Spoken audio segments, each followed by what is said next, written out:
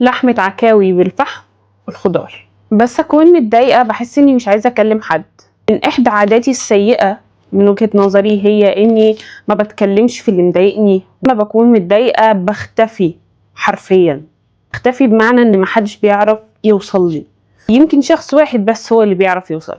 المهم، انا ما كنتش بحب اطلع اقول ليكم اني مزاجي وحش، ولا احب اخليكم تشوفوني كده وانا مش ببتسم زي ما انا معوداكم، ولكن الايام ups and downs، واكيد انا مش مبسوطة طول حياتي، واكيد ورا الضحكة اللي انتوا بتشوفوها دايما دي في مآسي خطيرة انا ما ببينهاش، لان انا ما بحبش ابين. المهم، من احدى الحاجات اللي بحب اعملها وانا مزاجي وحش هي الطبخ. فيلا نشوف انا هعمل اللحمة دي ازاي، وفي نفس الوقت ندردش سوا في اللي مضايقني. هجهز التتبيلة الاول بتاعتي.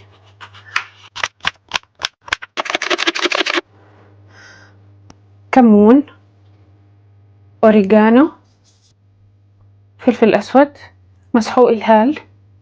البهارات دي بهارات حارة، هحط منها حاجة بسيطة: بابريكا، سماق، بهارات لحمة، حبة زيت زيتون. هدمج بقى كل دول مع بعض. لو عندكم جوزة الطيب برضو حطوها، بس انا مش عندي بصراحة. اقلبهم كلهم مع بعض كده علشان التتبيلة كلها تبقى متشربة البهارات. جبت اللحمة بتاعتي. بحب اللحمة دي يا جماعة قوي قوي قوي قوي قوي قوي. يعني لما عاوز اكل لحمة متبلة باخد الأضلع اللي هي الريش، يا اما اللحمة دي اعتقد اسمها عكاوي. انا ما اعرفش بصراحة اسمها ايه، لان انا علاقتي بالمطبخ مش قوية قوي. نغرقها في التتبيلة بالشكل ده. انا طبعا بحط ملح الهيمالايا الوردي. اوكي. هنقطع الطماطم بقى والبصل هكذا، ومعاهم البطاطسايه دي. انا بصراحه يا جماعه ما بحبش اغسل مواعين كتير. هنحط حبه بصل في الارضيه الاول.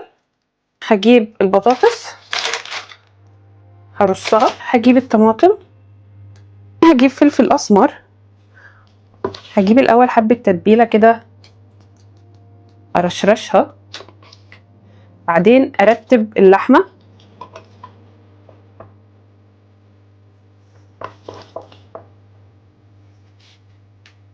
كان عندي زبده بس مش لاقياها، فمامتي حبيبتي عاملالي السمنه دي، والسمنه دي هنحطها في النص كده ايه هنا، ونجيب الغطا كده. شوفوا، يعني انتوا ممكن تحطوا فحمه، بس احس ان الموضوع مفيش مكان للفحمه دلوقتي. هحط الفحمه بعد ما تستوي. مش هدخلها الفرن دلوقتي، هسيبها تتبل ساعتين 3. الساعه لسه عندي 12 وانا مش جعانه دلوقتي.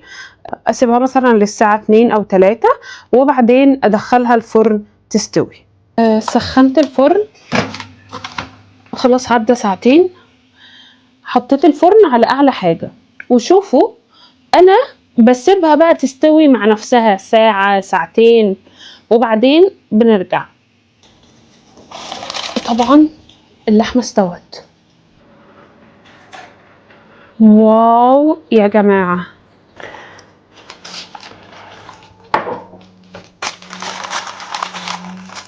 مش هعمل رز او مكرونه، انا هاكلها بالعيش بالخبز. شوفوا ده خبز عربي صحي. بجيبه من جمعية الشرق، جمعية تعاونية للشرق. حلو قوي، صحي جدا جدا جدا، مفهوش سكر. وشوفوا الكالوريز والحاجات اللي فيه قد ايه.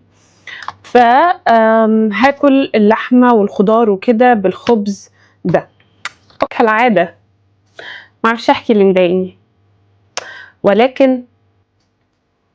ولكن دي اعظم لحمة عملتها في حياتي. بتدوب، ريحة الفحم طالعة منها.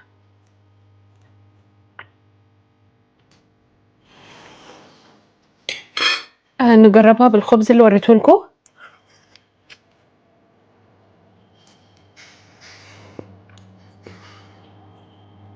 رهيبة.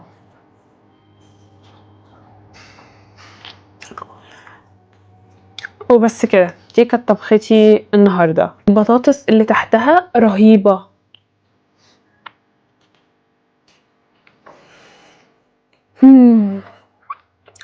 بس شطة نار.